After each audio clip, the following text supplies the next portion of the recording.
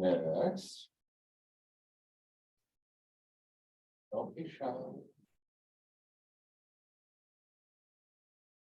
Remember, it's midnight his time, so let's be chop chop. Come on.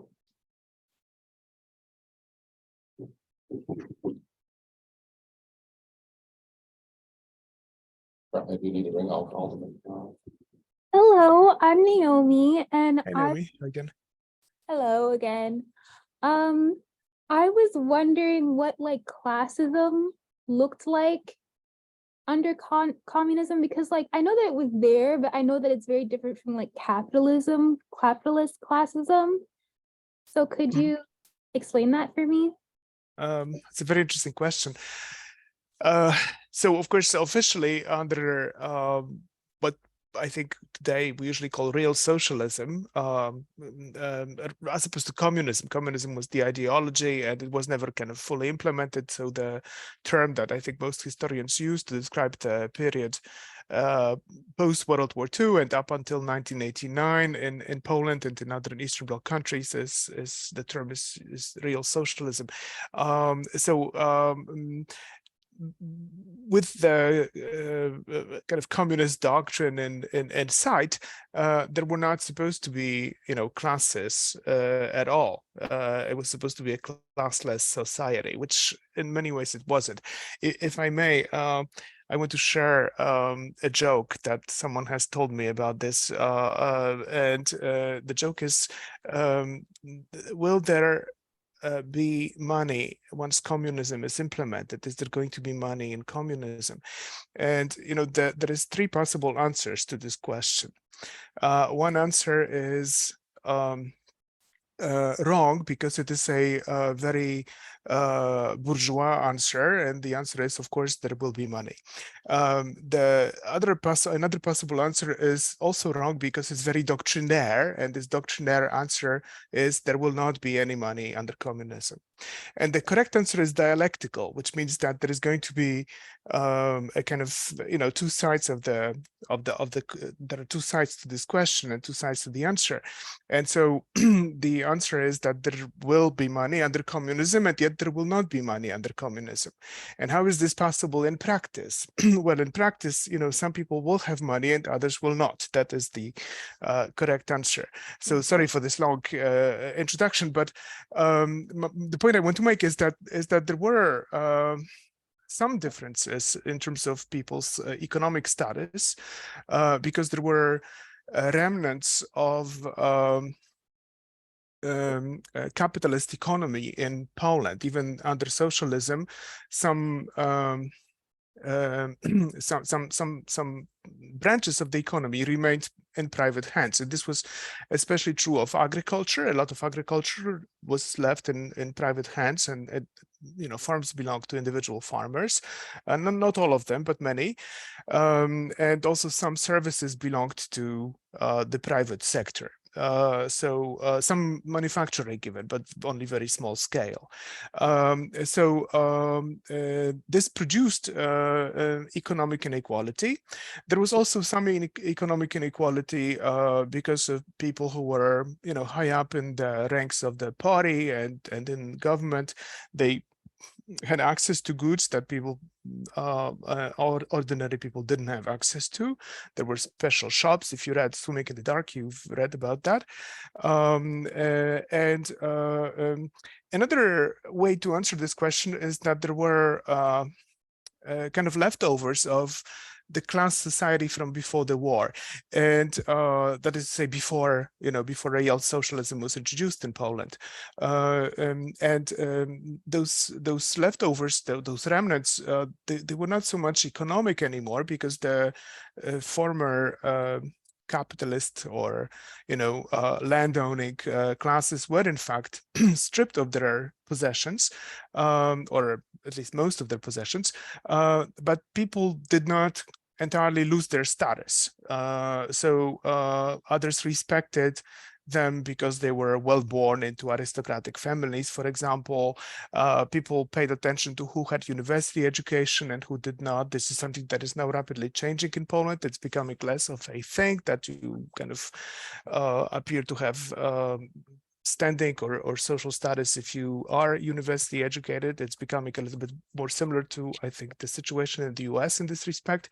But there was a strong sense, for example, that physical labor was something that was just less respected than the kind of work that was done by people who had education, who could, you know, like calculate things and write reports and so on and so forth. So in some ways there were class divisions in Poland under state socialism. Naomi, does that answer your question? Do you want to ask about anything else? No, yeah, that answered my question. Thank you so much. Thank you. Thanks.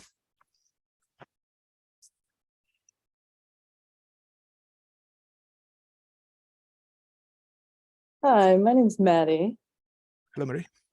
I just want to ask you a question. So we read an excerpt, a rather long one, from the novel Lovetown.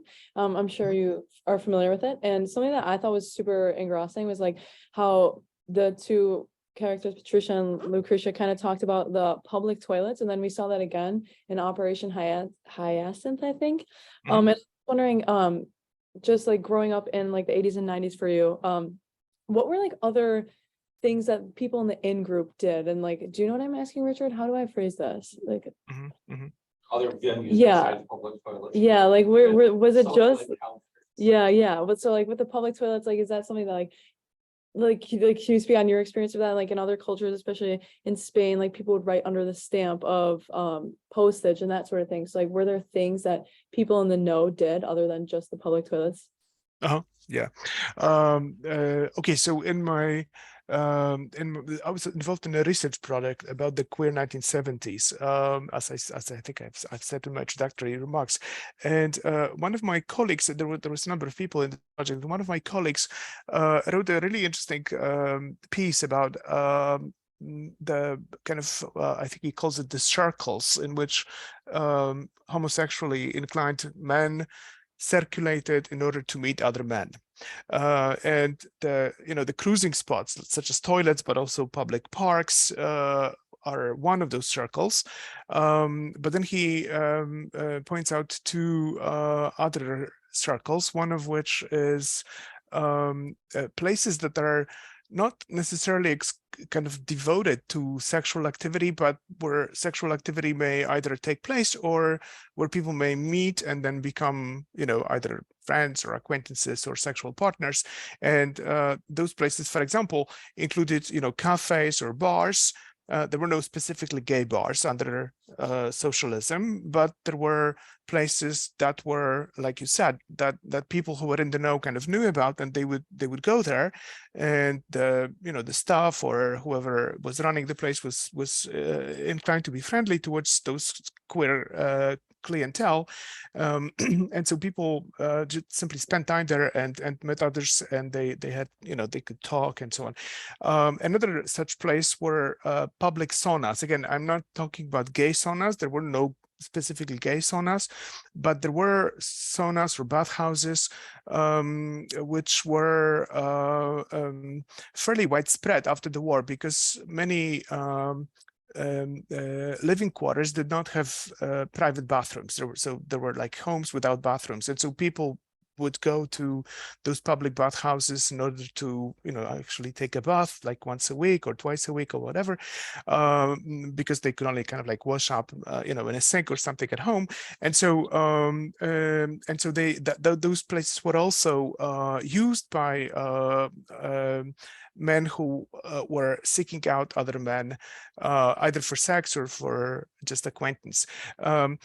And the third circle, which my colleague enumerates in his essay, is private parties. So there was a lot of, or at least there were private parties to which people were invited, and they could bring other people who were not directly acquainted with the host.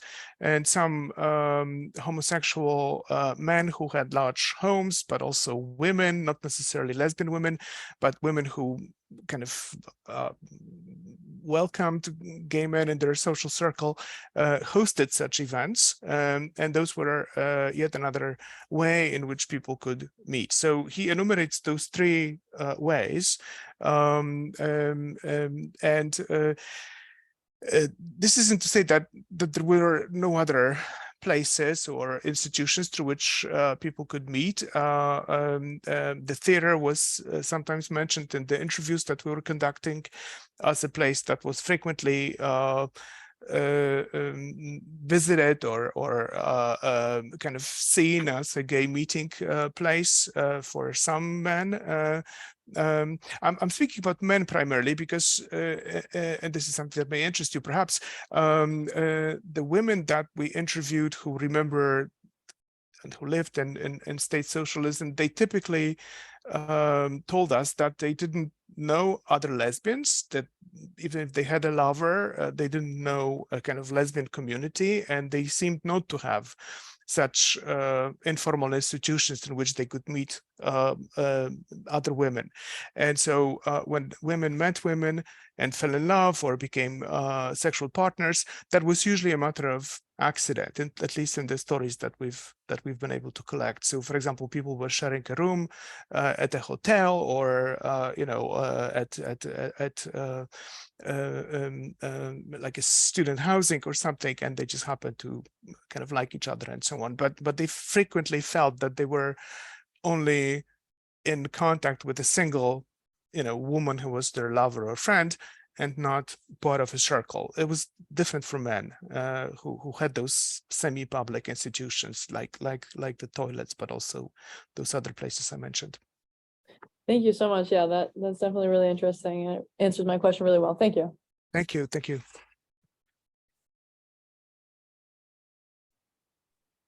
Hi, so my name's Sam, and just to kind of follow up after that question, why do you think there weren't any like lesbian spaces under communism like there were for men? And why do you think that they didn't necessarily group like how gay men did during the time? That's a very good question. Thanks, Sam. Yeah, I don't really have an answer to this question.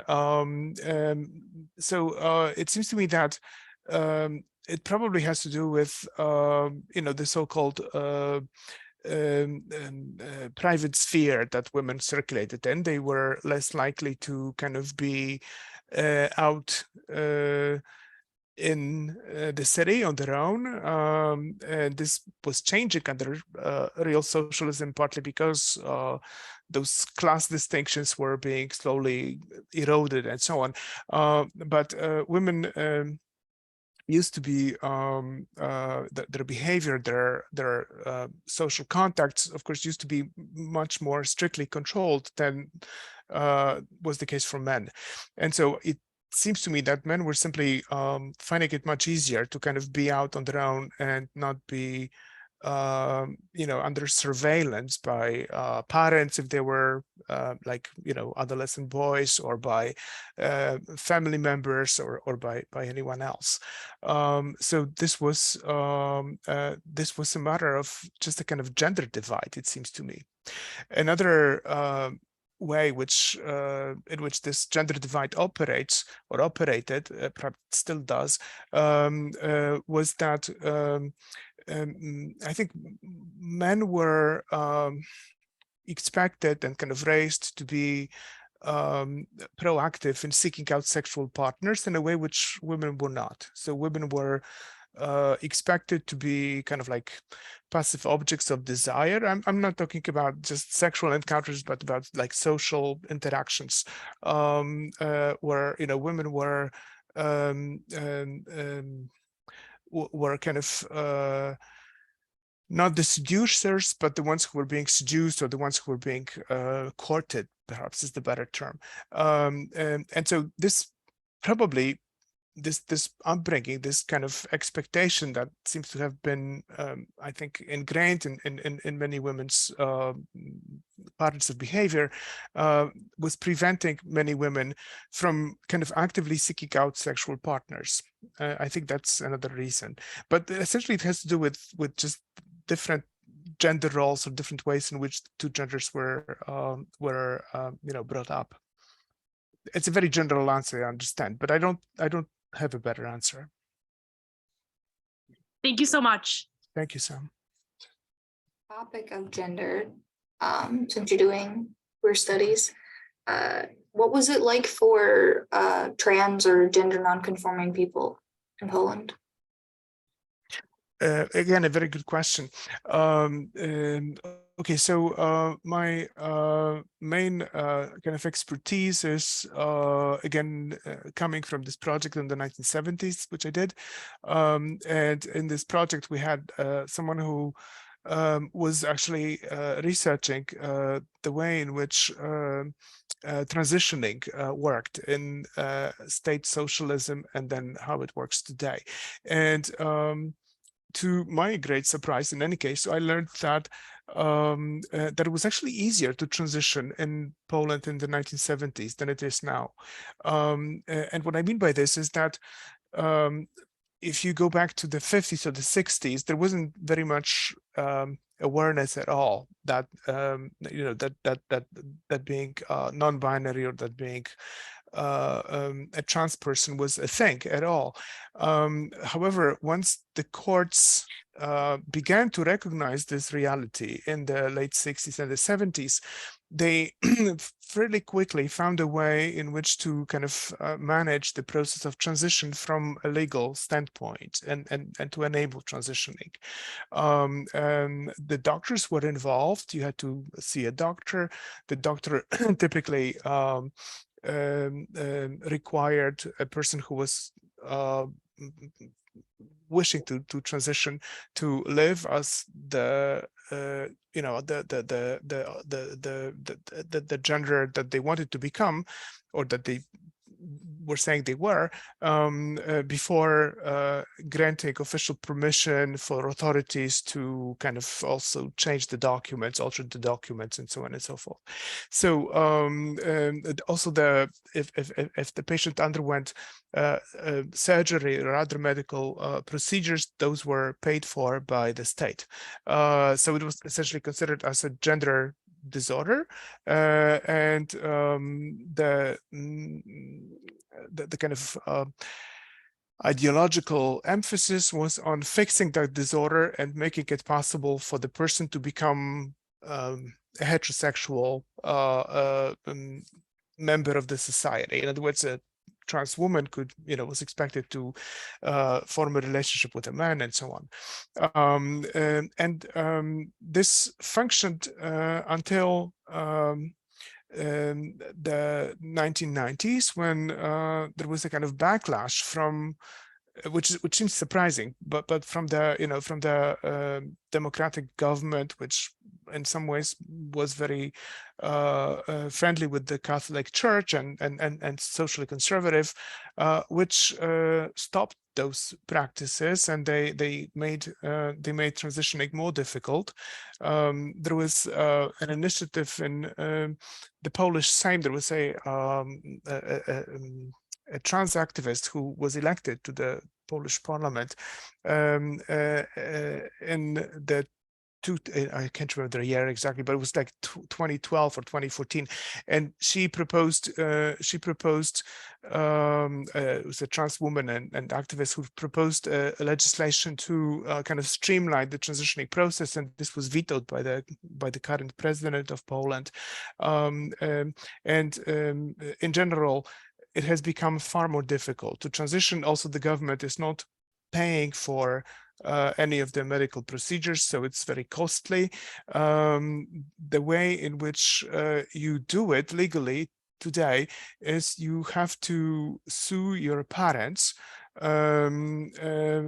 essentially for making a mistake when they filled out the form after you were born. So if someone is a trans person, they need to sue their parents and say, my parents, said that I was a boy, but in fact I'm a girl, or vice versa. And then the court looks at the evidence, which includes medical opinion and so on, and they decide if this claim is is to be recognized. It's a very difficult procedure emotionally and also practically, because of course sometimes families are kind of in agreement that the child needs to transition, or that someone who is now an adult needs to transition, but if they don't, then the parents can quite effectively either stop the transition or make it very difficult and make it a prolonged process. So surprisingly, the situation has deteriorated since real socialism. Is that, Victor, is that what you would, is that Yes, what thank you so much. Yeah, okay, thanks. Thank you.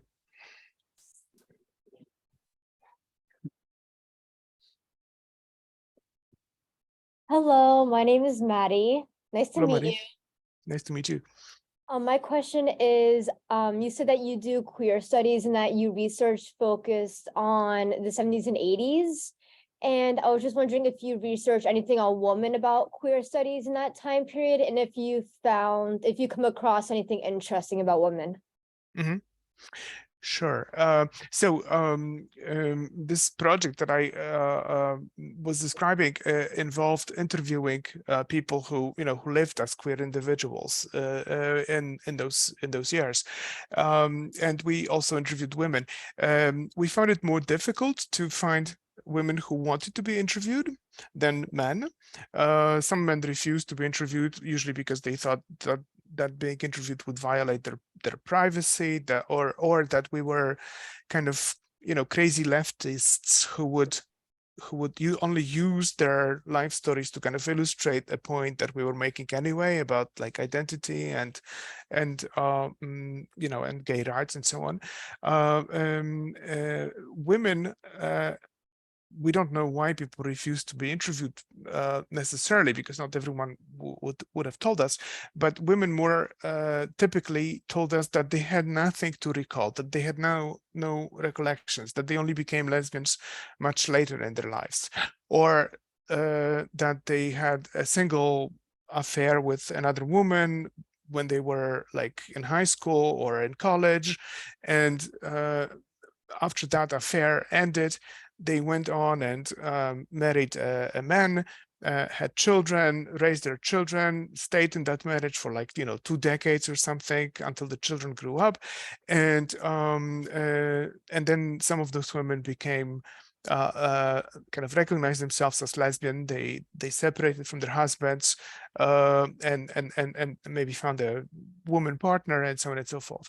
The short of it is, and I'm kind of repeating what I already said about the absence of institutions and networks that would have created a sense of community for those women back in the 70s or the 80s. I don't think those networks existed. I don't think those institutions existed. I haven't found any evidence that they did.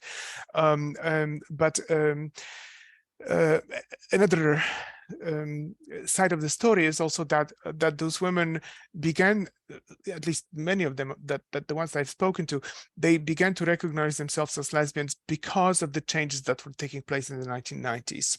So in other words, once the Iron Curtain lifted, once there was, for example, widespread availability of gay and lesbian literature or publications, once queer lives became something that was like represented in TV shows that they could just watch at home and so on, they began to see themselves as lesbians. So there is this influence of representation and of just like the lifting of the veil of silence, and the fact that this became like a thing that people could talk about and think about and imagine. That was quite decisive. But once again, that doesn't seem to, I mean, there was some very negative representation of gay males, of male homosexuality, but very little of lesbianism. And so women just didn't think, I mean, even women who who were in love with other women, they didn't think of themselves as lesbian typically. Thank you. Sure.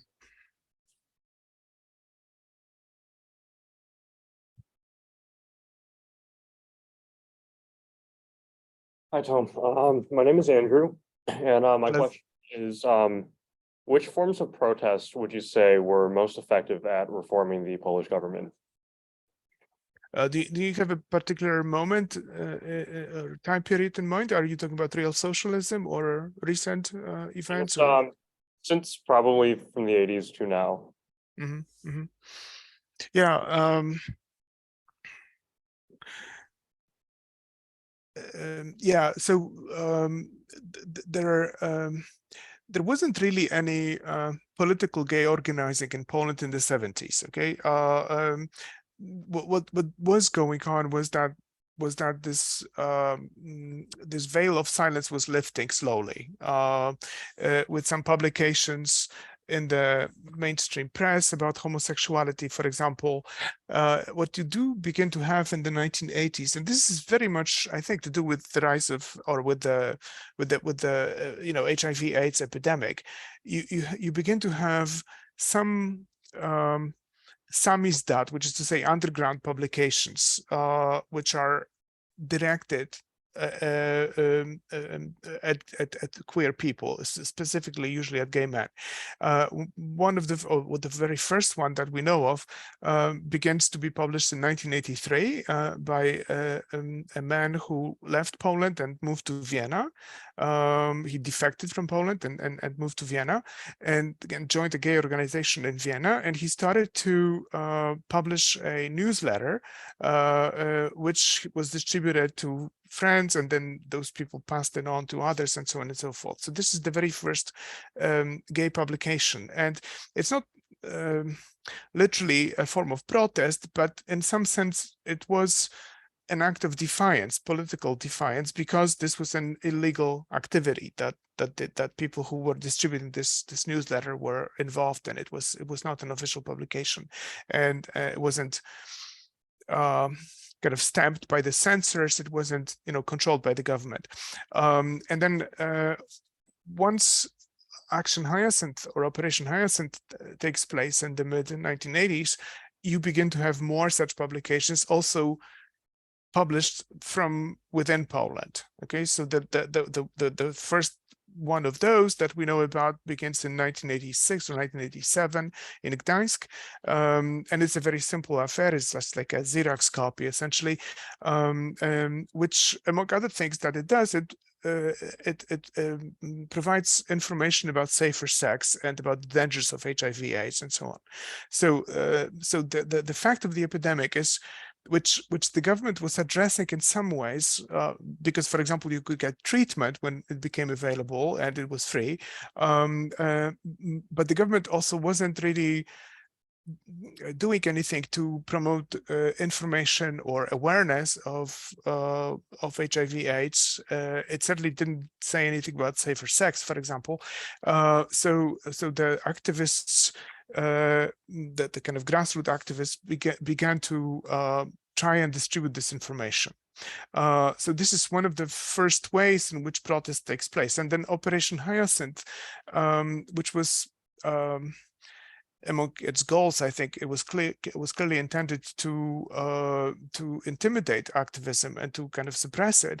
In part, had the opposite effect, because some people decided that if the government knows about them anyway, if the government has them on some list of homosexuals, and the police have come and knocked on their door for no reason, you know, at 6 a.m. in the morning, and took them to the precinct to be questioned and so on, they might as well come out of the closet, and they might as well be more active rather than kind of you know, hide from the government. That's partly what happened. What happens next is that some activists begin to try to register an official organization. It was theoretically possible to have like an LGBT organization registered with the government under socialism. There was no law that prevented it, and also homosexuality was not a crime in Poland. However, the government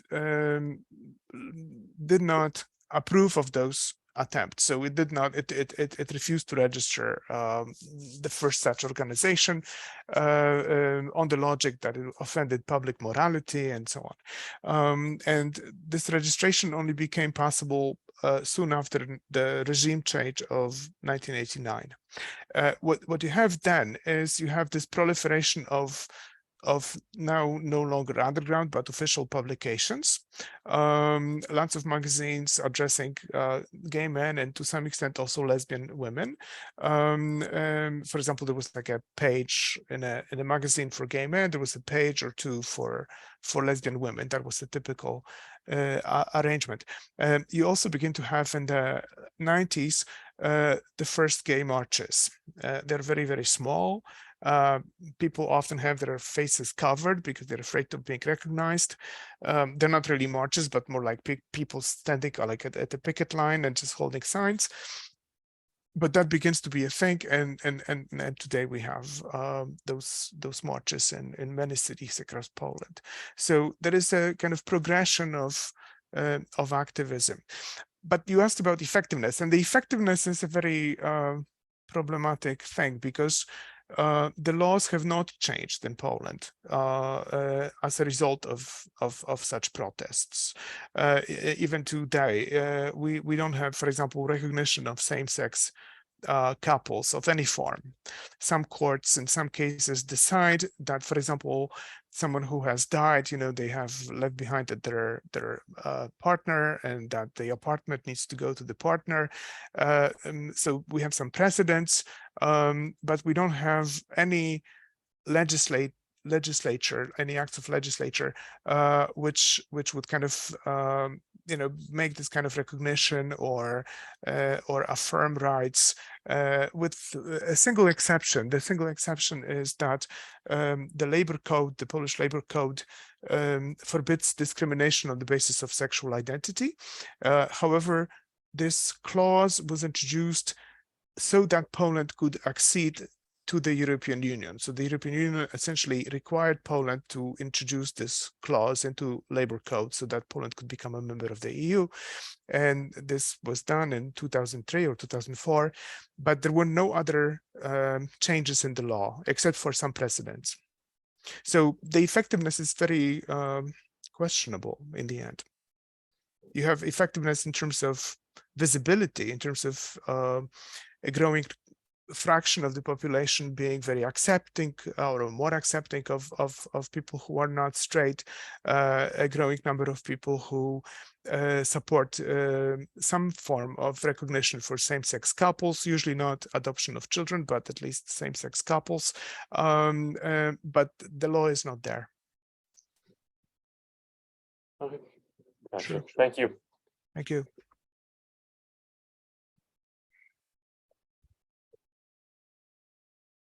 Hi, my name is Joseph. Nice to meet you. So, kind of going off that, from my understanding, pressures from the EU have played a role in recent years of some sort of shifts in attitude towards sexual identity and expression. Do you feel that any efforts that have been made in recent years have been kind of, genuine or have felt authentic, or do you think that the fact that they're kind of being pressured by other countries and outside factors have kind of minimized its impact, or I guess genuineness? Thanks. Well, I think that the impact that the EU institutions have had on both the national government in Poland and local governments mainly depends on allocation or distribution of funds. So typically what happens is that like a local community, that this was a fad in Poland a few years ago, local communities would announce that they are LGBT-free zones. Okay, whatever that means, it's really not. I mean, there is like not a practical consequence of this really, but it is a kind of very homophobic, very unpleasant declaration to make. And so they would take a vote and they would adopt a resolution saying, this or that town is LGBT free. That doesn't mean that people who are LGBT could not live there, but that resolution was adopted and was kind of publicly announced and so on. So one of the things that happened was that EU institutions which distribute funds to regions began to use this fact as a criterion preventing them from giving funds to that community. In other words, if you were an LGBT-free zone, if you declared this, you wouldn't be getting certain kinds of funding from the EU. And this very effectively persuaded the local governments to change their stand, right? So you know that there was like other aldermen pointed out that this was very costly and really there was no reason for this resolution, and the resolutions were reversed, and so the money could be, you know, flowing again. So in that sense, the change isn't genuine, right? It's kind of forced, or at least it's kind of bought in a way. On the other hand, when you look at opinion polls, shifting opinion polls, I mentioned that there's a kind of growing fraction of the population that supports rights for homosexuals, specifically recognition of same-sex couples. That is a real change. I mean, you know, we're looking at numbers that have gone up over the last decade and a half or so from a level of maybe 10% in support to more than 50% in support. And there is no payoff here, right? I mean, it's just that people have changed their opinions. So in that sense, I think there is also genuine change taking place in the way that people, you know, perceive the queer community or the queer, you know, queer people. So Yep, yeah, there isn't a simple answer, but I would say that both genuine and non-genuine, depending on whether you look at politicians or whether you look at opinion polls. that definitely makes sense. Thank you. Thank you.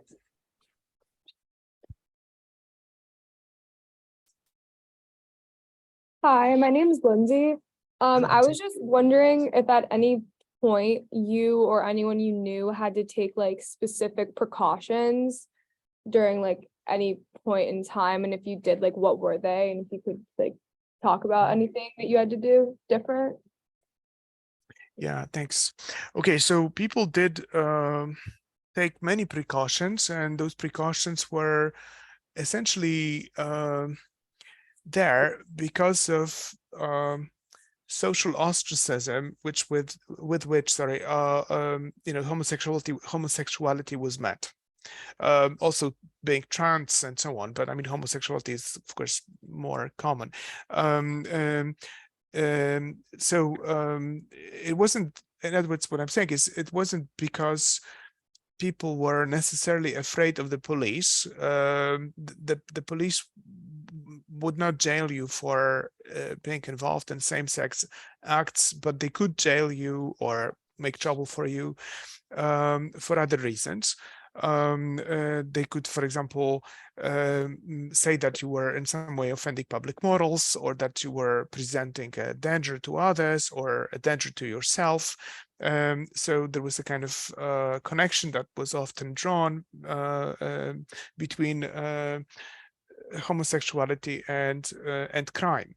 This connection wasn't only imaginary, in fact, because many homosexual men were victims of crime, which again had to do with social ostracism and the fact that they were trying to hide their inclinations from others. So, for example, if they were being blackmailed or if someone was robbing them, they would not necessarily, you know, shout out for help or go to the police. They might prefer to keep it under the rug and so on. It wasn't just a matter of your contacts with the authorities or with the police. It was also a matter of your contacts with your employer, with your colleagues, with family members, neighbors, and so on and so forth. So there was a lot of hiding that was, you know, that was there in a homosexual person's life, typically. So I would say that my answer is very much in the affirmative in that sense, and I think this is still true for some people and in some places. It's not you know, a kind of rosy picture necessarily all around. One of the things that we discovered which wasn't really a big surprise, was that we could much more easily find people with whom to interview in big cities than in smaller places. It was very difficult to reach out to people in villages, for example. This is a little bit easier now, of course, with the internet. You can go online and you can kind of try to introduce yourself to someone who is from a small town or a village and say that you are, you know, conducting a study, and one of my colleagues has actually done this and with some success. But typically if you go to a small place as opposed to a big city, you find, I think, more people who are, you know, who are kind of still in the closet or hiding their homosexuality. So it hasn't gone away completely. Yeah. Yeah, thank you. Thank you.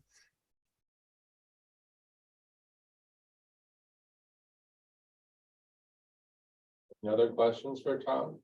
Tomek? No? Well, Tomek, thank you for joining us. And I know it's almost 1 o'clock by you, so we'll let you go and let you go to bed. Yeah, I will do that right away. It was a pleasure. Thank you so much for inviting me, and thank you everyone for your questions and comments. And I really enjoyed this. Okay, ready, everybody? 1, 2, 3. Thank you. Thanks very much. Thank you, guys. Okay, have a good class. Bye-bye.